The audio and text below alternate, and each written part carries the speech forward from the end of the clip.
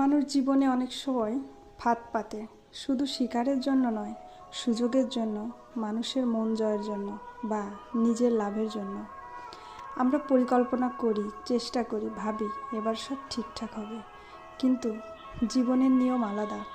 অনেক সময় যাকে আমরা নিজের হাতে ধরতে চাই সে শুধু আমাদের হাত ফসকে যায় না, বরং আমাদের নিজের তৈরি ফাঁদটাকেও সঙ্গে করে নিয়ে চলে যায়।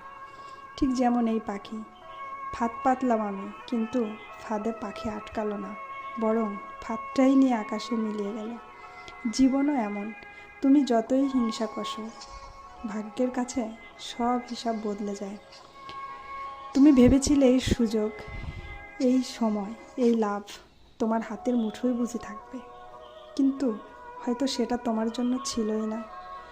তখন কি করবে তুমি? হতাশ হবে না, বরং শিখে নেবে প্রত্যেক হার মানে শেষ নয়। অনেক সময় হার মানে মুক্তি, আর মুক্তি মানে নতুন পথ।